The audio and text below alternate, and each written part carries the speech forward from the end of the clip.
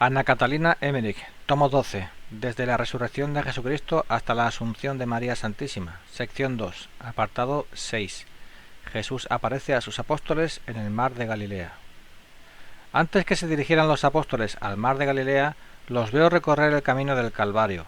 De aquí se dirigen a Betania, donde toman a varios discípulos. Hacen el camino hacia el mar de Galilea en diversos grupos. Pedro marcha en compañía de Juan, Santiago el Mayor, Tadeo, Natanael, Juan Marcos y Sitas. Son 7 hombres los que se encaminan a Galilea. Dejan Samaria a su izquierda. Van por caminos que no entran en los poblados. Llegados a Tiberíades, se recogen en el edificio de una pesquería que Pedro había alquilado y cuida un viudo con 2 hijos. Comieron con el cuidador y oí a Pedro decir que en 3 años no había estado pescando en ese lugar. Usaron 2 naves, una grande en buen estado, otra más pequeña. Dejaron a Pedro la nave mayor, que ocupó con Natanael, Tomás y un criado del pescador. En la otra nave entraron Juan, Santiago, Juan Marcos y Silas. Pedro no permitió que otro remara, lo hizo él mismo. Aun cuando había sido distinguido por Jesús con tan alta dignidad, era muy humilde y modesto en el trato, especialmente con Natanael, hombre fino y culto. Estuvieron toda la noche pescando, echando las redes, ya de un lado, ya de otro, siempre en vano. No pescaron nada durante toda la noche, que estuvieron trabajando a la luz de las antorchas. A veces rezaban o cantaban salmos. Hacia la mañana, cuando comenzaba la aurora, acercaron las naves a la orilla, donde el Jordán desaguaba hacia el oriente, y estaban a punto de echar el ancla, cansados del trabajo nocturno. Se habían quitado parte de los vestidos para la pesca y estaban a punto de ponerse de nuevo vestidos para descansar, cuando vieron en la orilla surgir una figura de entre los juncos. Era Jesús, que les gritó: «Hijos, ¿tenéis un companaje?». Esta palabra se dice de un alimento o comida fiambre. Ellos contestaron: «No, Señor». Entonces les dijo el Señor que echaran las redes al oeste de la nave de Pedro. Para hacerlo así, tuvo Juan que navegar con su nave a la otra parte de la nave de Pedro. Como luego sintieran las redes tan cargadas de peces, Juan reconoció a Jesús y gritó a Pedro: «¡Es el Señor!». Entonces Pedro se puso rápidamente un vestido más, se arrojó a las aguas y marchó hacia Jesús a través de los juncos de la orilla. Juan, entretanto, subió a un bote pequeño, sujeto a su nave. Cada nave tenía 2 de estos botes a los lados, que servían para acercarse a la orilla donde había poca profundidad. Eran botes tan pequeños que no cabía en ellos más que un hombre. Apartado 7. Las almas de los patriarcas en torno de Jesús. Mientras estaban los apóstoles ocupados en la pesca, he visto a Jesús rodeado de muchas almas de los patriarcas, que había él librado del limbo, seno de Abraham. También le rodeaban muchas almas libradas de lugares, cavernas, pantanos y desiertos donde estaban relegadas. Las veía venir desde el valle de Josafat. Durante todo el tiempo que Jesús no está con los apóstoles, lo veo rodeado de las almas de estos antepasados, especialmente de los que pertenecen a su genealogía, desde Adán y Eva hasta Noé, Abraham, los otros patriarcas y todos sus descendientes. Va Jesús con ellos, indicándoles todos los lugares y enseñándoles todo lo que él ha hecho y padecido por ellos. Ellos se sienten consolados y purificados al mismo tiempo y llenos de gratitud. Les enseñó los misterios del Nuevo Testamento, por los cuales ellos se ven ahora libres de sus encierros. Lo veo andar con esas almas por Nazaret, en la gruta de Belén y en todos los lugares donde sucedieron misterios de la redención. Se puede distinguir en estas almas por cierta fuerza en unos y cierta debilidad o delicadeza en otras, si informaron a hombres o mujeres. A mí se me representan vestidas de largos hábitos brillantes. Parecía que sus vestiduras se arrastraban detrás, más largas, en muchos pliegues. Aparecen en ellos los cabellos no como tales, sino como rayo de cierta significación, y reconozco este brillo aún en las barbas de los santos, sin señales exteriores. Yo distingo a los reyes y especialmente a los sacerdotes que han tenido relación con el arca de la alianza, desde Moisés en adelante. A estas almas las veo cernirse y flotar en torno de Jesús, de modo que también aquí hay orden perfecto. Flotan y se mueven sosegada y noblemente. Tienen su modo de andar, no del que toca la tierra, sino del que apenas roza el suelo. Vi a Jesús venir en compañía de estas almas cuando los apóstoles estaban pescando. Había allí un vallado con una especie de hoyo cubierto por una techumbre donde conservaban un hogar, quizás para uso de los pastores. Yo no he visto que el Señor encendiese el fuego, ni que preparase el pescado, ni que los hubiera tomado de algún lugar. El fuego para el hogar, el pescado y todo lo necesario aparecieron en presencia de los patriarcas donde el Señor quería, de qué modo no lo pudo decir. Jesús pensó tener eso y todo apareció allí. Las almas de estos antepasados tuvieron una parte en el pescado y en su preparación. Lo relacionó Jesús con la iglesia militante y las almas de la iglesia purgante. Estas almas quedaron en esta comida como incorporadas, aún exteriormente, con la iglesia. Jesús, al comer de este pescado, dio a los apóstoles el significado de la unión de la iglesia purgante con la militante. Jonás, dentro del pez, significa a Cristo en el interior de la tierra, en el mundo inferior. Delante de una choza había un tirante de madera que sirvió de mesa. Mientras yo miraba estas escenas de las almas de los patriarcas, Jesús había llegado cerca del mar. Pedro no nadaba, caminaba por entre los juncos. El agua no era profunda y yo veía el fondo. Ya cerca de Jesús llegaba Juan a la orilla y los de la nave gritaron a los de la orilla que les ayudasen a tirar de las redes a tierra. Jesús mandó a Pedro que trajera los pescados. Tiraron de las redes a la orilla y Pedro sacaba los peces y los echaba a la orilla.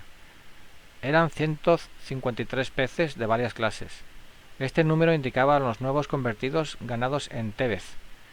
Había varias personas de los pescadores de Tiberíades que quedaron en las naves a la custodia de los peces.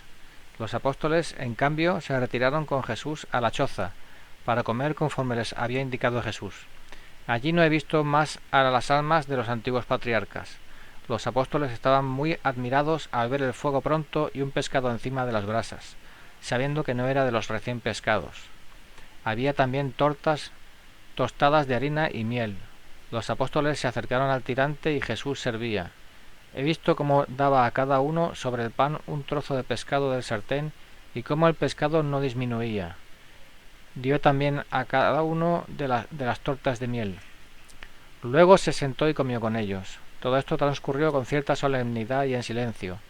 Tomás era el tercero de los que tuvieron en la nave un sentimiento de la presencia de Jesús. Todos estaban como cohibidos, con temor reverencial, porque Jesús aparecía ahora en forma más espiritual que antes, y la comida misma y de este intervalo tenían algo de sobrenatural que les impedía la familiaridad de antes. Nadie se atrevió a preguntar nada y todo procedió en silencio, con admiración y conmoción sobrenatural. Jesús apareció más espiritualizado y no se veía la impresión de sus llagas. Después de la comida he visto a Jesús caminando por la orilla del mar con ellos y preguntar a Pedro con cierta solemnidad: «Simón, hijo de Jonás, ¿me amas tú más que estos?» Pedro respondió con temor: «Señor, tú sabes que te amo». Díjole Jesús: «Apaciento mis corderos». En este momento vi una imagen de la Iglesia y del Supremo Obispo, como él enseñaba y guiaba. Vi bautizar y lavar simbólicamente a los tiernos corderitos. Mientras caminaba Jesús, a veces se detenían y se le acercaban los demás. Después de una pausa preguntó nuevamente a Pedro: «Simón, hijo de Jonás, ¿me amas tú?» Pedro, cohibido y recordando sus negaciones, le contestó muy humildemente: «Sí, Señor, tú sabes que te amo». Jesús le dijo otra vez con solemnidad: «Apacienta mis ovejas». De nuevo tuve una visión de la Iglesia, ya crecida, y de las persecuciones, y cómo el Supremo Obispo reunía, guiaba, custodiaba a los fieles y les enviaba a otros pastores. Después de otra pausa, cuando habían dado unos pasos, preguntó Jesús nuevamente: «Simón, hijo de Jonás, ¿me amas tú?» Pedro se entristeció porque pensó que Jesús no creía en sus palabras y porque recordó también su triple negación, y así respondió: «Señor, tú lo sabes todo, tú sabes que te amo». Yo entendí entonces lo que Juan pensó: «Oh, qué amor tiene Jesús y qué amor debe tener un pastor de almas», puesto que Pedro, a quien entrega el rebaño, es preguntado 3 veces sobre el amor. Jesús le dijo de nuevo: apacienta mis ovejas. Luego añadió: en verdad te digo, cuando eras joven te ceñías tú mismo e ibas donde querías. Cuando seas viejo, otro te atará, mientras tú abres los brazos, y te llevará a donde no quisieras ir por ti mismo. Sígueme. Entonces Jesús se volvió para proseguir su camino, y Juan fue con él. El Señor habló con él solo algo que yo no pude oír.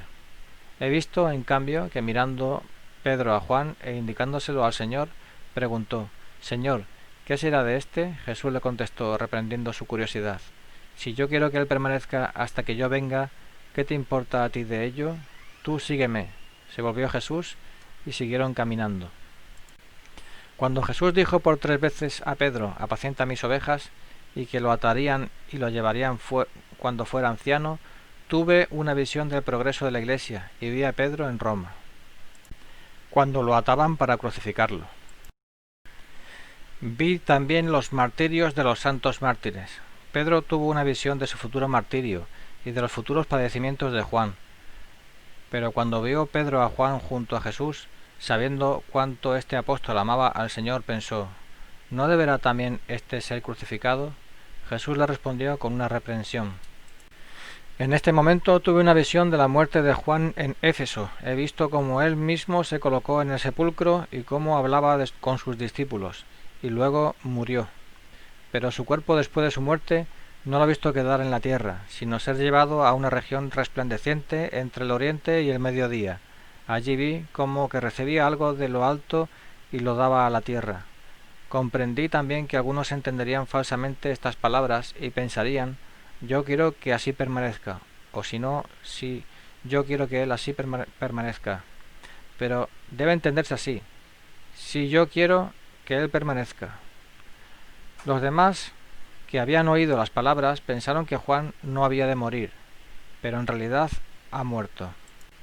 Tuve en ese momento una visión de su muerte y de su futuro destino y del lugar de su permanencia.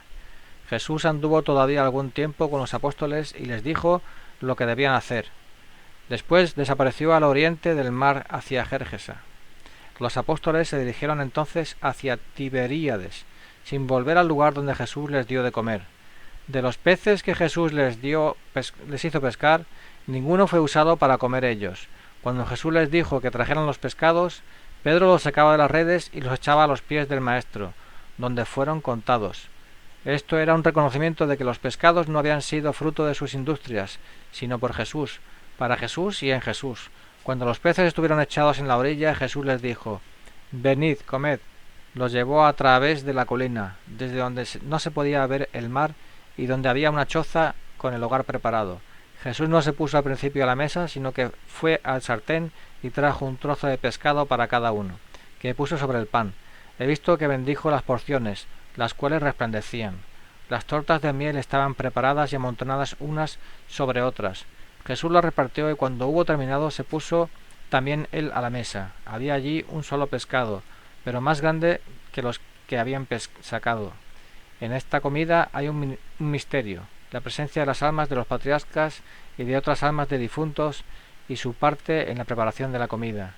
Y luego la misión de Pedro.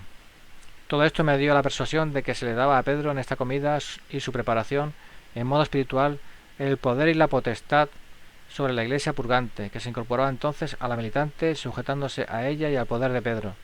No puedo declarar en qué forma, pero tuve una visión en ese momento de esta sujeción, y por eso habló Jesús profetizando la muerte de Pedro y la suerte futura de Juan.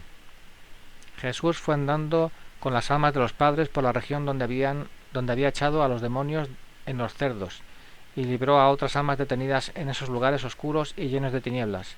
Aquí hubo siempre endemoniados en gran número. Se había dado muerte a muchos inocentes que estaban allí ahora por decreto de la justicia de Dios. Apartado 8. Jesús con las almas de los padres en el paraíso terrenal. Jesús se dirigió con las almas al paraíso terrenal, que vi esta vez más hermoso y espléndido que nunca. Lo vi más claramente que otras veces. Les mostró todo lo que nuestros padres habían perdido con la primera culpa, y la dicha de esta caída por la redención que Jesús les ofrecía. He visto cómo estas almas habían deseado la redención y la esperaban, ignorando cómo se realizaría. En general, esto había quedado oculto a los hombres en la tierra. Jesús iba con estas almas y les enseñaba todo esto conforme a lo que podían ellas entender, tal como lo hacía en esta tierra con los apóstoles y discípulos. Entendí nuevamente por las palabras de Jesús que el hombre ha sido creado para llenar los vacíos que dejaron los ángeles caídos, para llenar los coros de los espíritus rebeldes en el cielo. Sin la culpa de origen, la humanidad se hubiese propagado solo hasta completar el número de los ángeles caídos. Entonces la humanidad hubiera tenido su término. Con la culpa se introdujo una propagación humana dispersa, corrupta en su propia voluntad, y se mezcló con impureza, con tiniebla y desorden de concupiscencia. Por eso la muerte es una consecuencia y un castigo, y también un bien para el hombre. En cuanto a lo que se dice del fin del mundo, esto es cierto que no acabará mientras no se ha recogido todo el trigo de entre la paja. Con ese trigo escogido se llenarán los vacíos de los ángeles caídos. He visto también a Jesús con las almas en muchos lugares donde hubo batallas, declarándoles todo lo que conducía a la salvación y a la redención. Mientras Jesús les decía estas cosas, yo veía esas batallas y todo lo acontecido allí, como si sucediese en ese momento. Creo que también las almas veían todo eso como yo lo veía. En todo este viaje con las almas no he visto que aparecieran a nadie ni asustaran con su presencia. Era un caminar o un flotar sobre los lugares en modo espiritual, alegrando de paso toda la naturaleza. Jesús fue también con los padres a los lugares donde los apóstoles debían predicar el Evangelio y con su presencia bendecía esos parajes. Así recorrió toda la naturaleza. Apartado 9. Pedro y los apóstoles después de la pesca milagrosa. Cuando Pedro con los 3 apóstoles y los 3 discípulos llegó hacia el mediodía a casa de Aminadab, el pescador que había recibido la pesquería de Pedro, hacía ya desde 2 años, tomaron su alimento. Pedro contó el milagro de la pesca y aparición de Jesús, habló de la comida con él y exhortó a los oyentes a dejarlo todo y seguir a Jesús. El viejo pescador, oyendo estas cosas y viendo la nave llena de peces y oyendo la narración de las maravillas que contaban sus 2 hijos que habían estado presentes, se resolvió también él a dejarlo todo y seguir a los apóstoles. Los peces fueron repartidos a los pobres del lugar. El viejo pescador dejó la pesquería a otro hombre, y con sus 2 hijos, Isaac y Josafat, siguió la misma noche tras los apóstoles. Lo veo caminando hacia el occidente del lago y adentrarse en el país. Las intenciones del viejo pescador no eran del todo puras. Pensaba que al dejar su poco haber, podría más tarde llegar a ser algo más. A la mañana siguiente llegaron los apóstoles a una sinagoga bastante capaz en el término medio de 2 poblaciones. Se levantaba aislada en la comarca y tenía en torno edificaciones para albergue.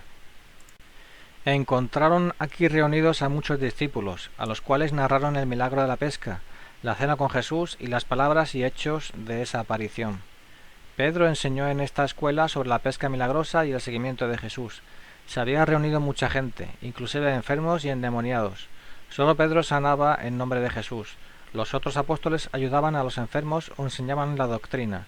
Todos eran gente buena y deseosa de oír la doctrina de Jesús. Pedro habló de los dolores de Jesús, de su pasión y muerte y resurrección. Les dijo que lo habían visto en varias apariciones y los exhortó a seguir a Jesús. Los oyentes estaban muy conmovidos. Pedro ya no parece el mismo de antes. Desde las últimas apariciones se lo ve muy distinto. Está lleno de entusiasmo, de celo, de mansedumbre y de bondad. Llegó a conmover de tal manera los corazones de estos hombres que todos querían dejarlo todo y seguir a los apóstoles. Tuvo que decirles a muchos que no lo hicieran y volvieran a sus hogares. Apartado 10. Jesús aparece a 500 discípulos. Desde este lugar, que está a algunas horas del sur de Tiberíades, se dirigió Pedro con los demás y mucho pueblo hacia el oeste, a un lugar elevado que tenía por el norte un valle muy fértil, que en invierno se cubre de pasto verde, pues está cruzado por un arroyo que con los calores de verano se suele secar. A veces el valle se inunda por las lluvias y las aguas que caen de los montes vecinos. Se detuvieron en una montaña aislada que tenía casas alrededor y huertas y jardines esparcidos por las colinas. A la altura donde llegaron llevan 5 caminos y en la cima hay un espacio bastante grande como para pasear cómodamente un centenar de personas. Se goza desde allí de una espléndida vista, con el mar de Galilea y sus alrededores. No lejos de aquí está el monte donde Jesús multiplicó los panes. En estas cercanías fue donde Jesús pronunció el sermón de la montaña. El pozo de Cafarnaún está situado al pie de esta comarca. Se encontraban aquí también los otros apóstoles, muchos discípulos y las santas mujeres, menos la Madre de Dios y la Verónica. También estaban la mujer y la hija de Pedro. Las mujeres de Andrés y Mateo habían venido desde Betsaida. Había además muchas otras personas. Los apóstoles y los discípulos sabían que debían reunirse aquí. Se distribuyeron algunos bajo techumbres y otros al aire libre. Pedro contó a los demás apóstoles y a las mujeres el prodigio de la pesca y se juntó con los demás en la montaña, donde la muchedumbre había sido ordenada por los discípulos. En la montaña había un lugar más hondo y en esta hondura se levantaba una columna a donde se podía subir para enseñar, desde allí como sobre un púlpito. Esta hondura tenía alrededor como gradas en círculo, desde las cuales se podía ver y oír al predicador.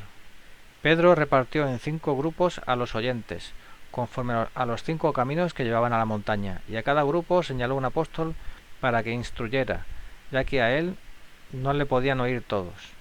Pedro ocupó la cátedra cubierta de musgo y los oyentes se dispusieron en torno de él. Predicó sobre la pasión del Señor y su resurrección, sobre las apariciones de Jesús y la necesidad de seguir su doctrina.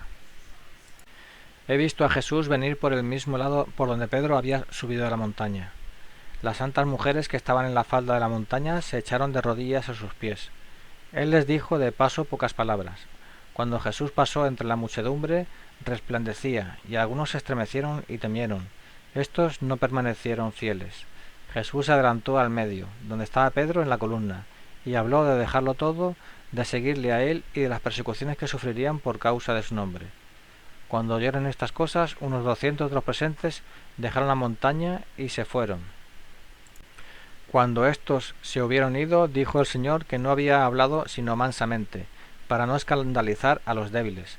Ahora, en cambio, habló seriamente de las penas y persecuciones que sufrirían los que le siguen en la tierra y del gran premio que tendrán en el cielo.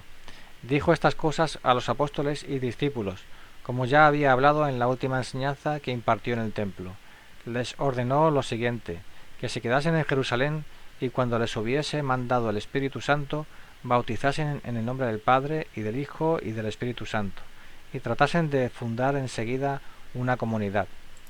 Luego les indicó cómo debían repartirse para predicar y fundar comunidades en otras partes, reunirse para partir de nuevo, y que finalmente serían martirizados dando testimonio con su sangre. Mientras hablaba Jesús, he visto que las almas de los patriarcas estaban allí, pero invisibles para los demás. Jesús desapareció de su vista en medio de ellos como se apaga una luz. Muchos se echaron a sus pies con el rostro en tierra. Pedro siguió predicando y luego oraron. Esta fue la principal de las apariciones en Galilea, donde Jesús enseñó y mostró a todos su redención. Las otras apariciones fueron todas más en particular y a menos personas. A Pedro, Tadeo, Andrés y Santiago el Menor los he visto después en otro lugar donde curaron enfermos a los cuales no habían podido sanar antes cuando estuvieron en Sichar. Su falta estaba en que habían obrado esa vez no en humildad, como quienes dan lo que habían recibido de Jesús, sino con cierta ostentación y el intento de imitar la dignidad del Señor. Por esta razón no pudieron conseguir lo que deseaban. Ahora los veo hacer un gran acto de humildad que me conmovió. Se hincaron y les pidieron perdón por no haberles podido ayudar la vez pasada. Todos estos enfermos sanaron de sus males. Había aquí gente que había venido hasta de Quedar. Los sanados quisieron acompañar a los apóstoles hasta Betania para celebrar allí el sábado. Apartado 11. Cena en Betania y en el cenáculo. He visto a los apóstoles en Betania. Habían acudido unos 300 creyentes entre los hombres y unas 50 mujeres que habían dado sus bienes a la comunidad. María Santísima había venido de Jerusalén y se hospedaba en la casa de Marta y Magdalena en Betania. Se preparó un agape solemne, partiendo el pan y pasando las copas en el corredor abierto de la casa de Lázaro. Pedro enseñó ante una gran muchedumbre. Había espías entre los oyentes. Cuando Pedro les decía que debían dejarlo todo y venir con ellos, que les daría lo que necesitarían. Se reían los espías y se burlaban, diciendo que él mismo nada tenía, pues era un pobre pescador que en lugar de mantener a su mujer vagaba de un lado a otro. Pedro predicaba más por orden de Jesús que por su propia voluntad y celo interior. Esto lo consiguieron después de Pentecostés con el Espíritu Santo. Pedro solía predicar él solo. Cuando había mucha gente que no le podía oír, entonces señalaba a otros lo que debían enseñar a los oyentes. Desde que fue revestido con el manto por Jesús y después de haber comido el pescado milagroso, Pedro no era el mismo de antes. Mostraba otra fuerza, otra virtud que había recibido. Todos lo reconocieron como jefe, como boca y mano de la nueva comunidad y como su cabeza. Yo tuve la certeza en la profecía de Jesús sobre la muerte de Pedro y el futuro de Juan en el lago de Galilea, cuando le dijo: apacienta mis corderos, como si Pedro hiciera eso en todos sus sucesores, cuidando y guiando el rebaño por los pastos mejores hasta el fin de los tiempos, mientras Juan debía permanecer en las fuentes de las aguas que debían refrescar a las ovejas del rebaño. Me pareció explicarlo diciendo que el trabajo de Pedro pertenece más al tiempo y al orden exterior, que pasaría a sus sucesores, y que la influencia de Juan debía ser más en lo interior, en el celo y en el envío de mensajeros llenos de entusiasmo. Pedro es la roca, el edificio, y Juan debía ser el correr, una nube, una tempestad, un hijo del trueno, y un mensaje de la voz. Pedro debía ser la caja y el encoraje del arpa. Juan debía ser como el sonido y el viento a través de las cuerdas.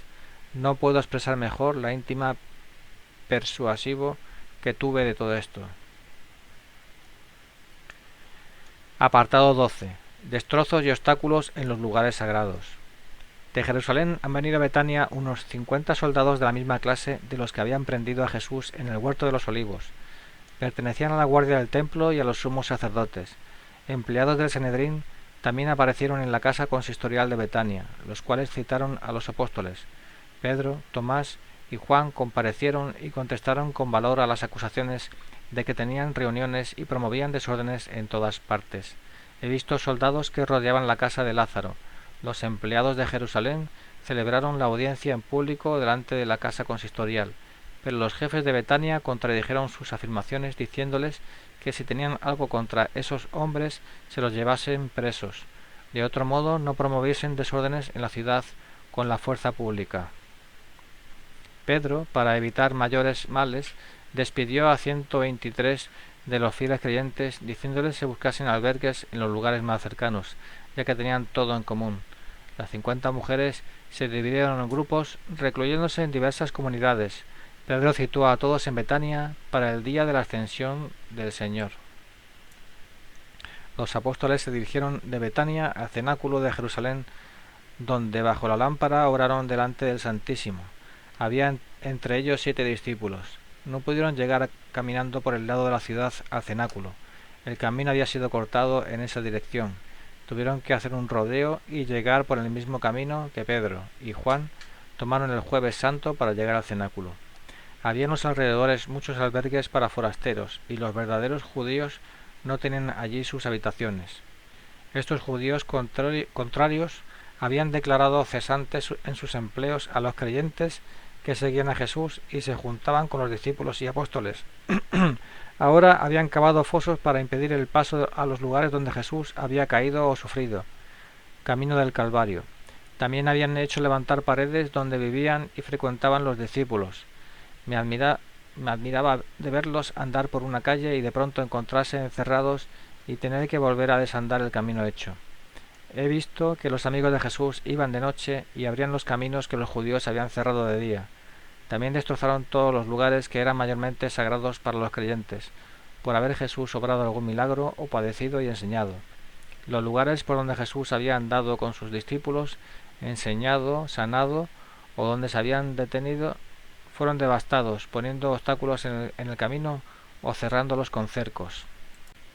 En algunos sitios hasta llegaron a poner trampas con fosos disimulados para que los creyentes piadosos cayeran adentro. He visto que Dios permitió que malos judíos cayeran adentro. El monte Calvario fue obstruido con cercos y árboles atravesados en el camino para hacer intransitable el sendero que llevaba hasta él.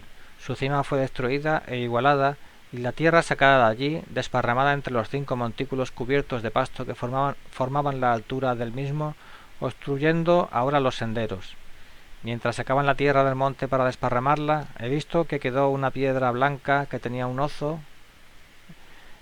hueco donde estuvo plantada la cruz. He visto que trabajaron mucho para sacarla de allí, usaron palancas y todos los medios para desarraigarla, pero la piedra se hundía cada vez más en el hoyo que tenía un codo de hondo. Entonces echaron tierra encima. No tocaron el sepulcro porque era propiedad de Nicodemo. La cabeza de Cristo en su sepultura daba hacia el oriente. Si al mediodía se salía del sepulcro, se tenía el sol sobre sí y a la derecha el occidente.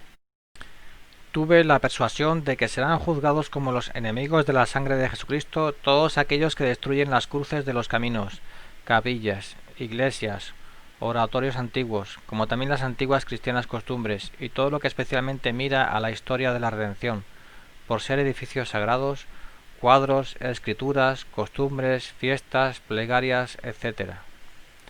Apartado 13. Grandeza y dignidad de la Virgen Santísima. La tarde del día siguiente vi a todos los apóstoles con 20 discípulos orando bajo la lámpara de la sala del cenáculo. Estaban presentes la Virgen María, las santas mujeres, Lázaro, Nicodemo, José de Arimatea y Obed. Terminada la oración, el apóstol Juan habló a los apóstoles y Pedro a los discípulos. Hablaron ambos de una manera misteriosa acerca de sus relaciones con la Madre de Dios y lo que ella debe ser para ellos. Mientras duraba esta enseñanza de ambos apóstoles, que hicieron por orden de Jesús, he visto a la bienaventurada Virgen con un manto luminoso y amplio. Con ese manto los cubría a todos, mientras se cernía sobre los presentes y recibía del cielo abierto, donde se veía la Santa Trinidad, una corona sobre su cabeza. A la Virgen no la he visto en persona durante este tiempo, aunque había estado rezando fuera de la sala. Recibí la íntima persuasión de que María era la cabeza verdadera de esa comunidad, su templo y su todo.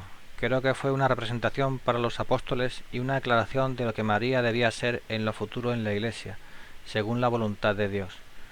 Hacia las 9 vi una comida en el vestíbulo. Todos los presentes tenían vestidos de fiesta y la Virgen los de su boda. Durante la oración, en cambio, estaba con un manto blanco y el velo. Esta vez vi a María entre Pedro y Juan sentada a la mesa, teniendo la puerta al frente y el patio a las espaldas. Las demás mujeres y los discípulos estaban a la derecha e izquierda en sendas mesas. Nicodemo y José de Arimatea servían. Pedro cortó el cordero de la misma manera como lo había cortado el Señor en la última cena. Al final de esta cena hubo un partir del pan y pasar de las copas, pero se trataba del pan y vino bendecidos, no consagrados. Después vi a María Santísima con los apóstoles en la sala. Ella estaba en medio de Pedro y de Juan, debajo de la lámpara, rezando de rodillas delante del Santísimo descubierto. Cuando hubo pasado la medianoche, vi que María recibía la comunión de manos de Pedro, hincada delante del Santísimo. Pedro traía el sacramento consagrado por Jesús sobre un platillo que cubría el cáliz. En ese momento he visto que Jesús se le aparecía a ella, aunque los demás no lo veían. María estaba rodeada de luz y resplandor. Oraron largo tiempo. A los demás apóstoles los he visto muy reverentes con la persona de la Virgen Santísima. María se retiró luego a una pequeña casita, a la derecha de la entrada al patio del cenáculo, donde tenía su habitación. Dentro ya oí que cantaba el Magnificat, el canto del Benedicite de los 3 jóvenes en el horno de Babilonia y el Salmo 130. Rezó todo esto de pie. El día empezó a clarear cuando Jesús entró a puertas cerradas. Habló largo tiempo con María. Díjole que asistiese a los apóstoles y lo que ella debía ser para ellos. Dióle potestad sobre toda la Iglesia. Le dio su misma fuerza y potestad, su protección. Era como si él mismo le diese su luz y la penetrase toda con su persona. No lo puede decir de otro modo. Los discípulos hicieron una especie de corredor con telas y alfombras desde el patio al cenáculo para que pudiera la Virgen ir desde su habitación al lugar del Santísimo y al coro donde cantaban y rezaban los apóstoles. Juan habita cerca de la celda de la Virgen. Cuando Jesús se le apareció en su celda, he visto que rodeaba su cabeza una corona de estrellas. Lo mismo he visto cuando recibía la comunión. tuve el conocimiento de que todas las veces que comulgaba María, permanecían las especies sacramentales de una comunión a la otra, de modo que siempre adoraba a Jesucristo presente sacramentalmente en su corazón. Durante la persecución, después de haber sido apedreado, San Esteban hubo un tiempo en que los apóstoles no pudieron consagrar, pero la Iglesia no quedó sin el Santo Sacramento, pues estaba vivo en el tabernáculo de la Beatísima Virgen María. Entendí también que esta gracia singular era propia sólo de María Virgen Santísima.